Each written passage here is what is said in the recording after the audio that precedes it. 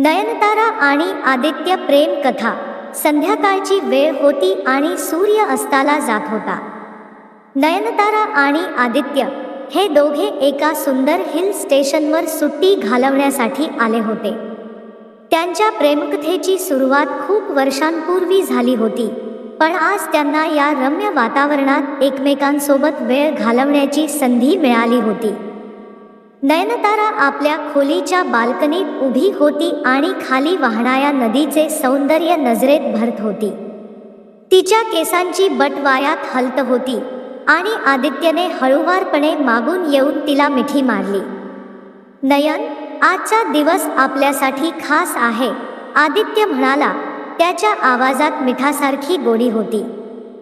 नयनताराने त्याच्याकडे पाहिले आणि तिच्या डोळ्यात प्रेमाचा झळक दिसला। होय आदित्य, तुझ्यासोबत असताना प्रत्येक क्षण खास असतो। ते दोघे हातात हात घेऊन बाहेर पडले। त्यांनी जंगलातल्या एका सुंदर जागी पिकनिकसाठी जाण्याचे ठरवले होते।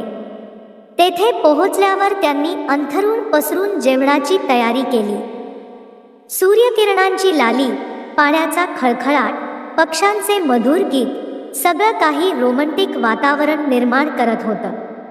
जेवणानंतर ते एकमेकांच्या जवळ आले। आदित्यने नयनताराच्या चेहऱ्यावरून हलकेच हात फिरवला। तुझ्या नजरेत मला एक वेगळंच विश्व दिसतं नयन, नयनताराने हळूवारपणे त्याच्या गळ्यात हात टाकला आणि त्याच्या डोळ्यात डोळे घातले। आदित्य, तुझ्या प्रेमात माझं संपूर्ण विश्व आहे। ते एकमेकांच्या जवळ येत प्रेमाच्या मिठीत हरवले। त्यांची हृदयं एकत्र धडकू लागली। प्रत्येक स्पर्श, प्रत्येक चुंबनाने त्यांच्या प्रेमाची गहनता वाढली।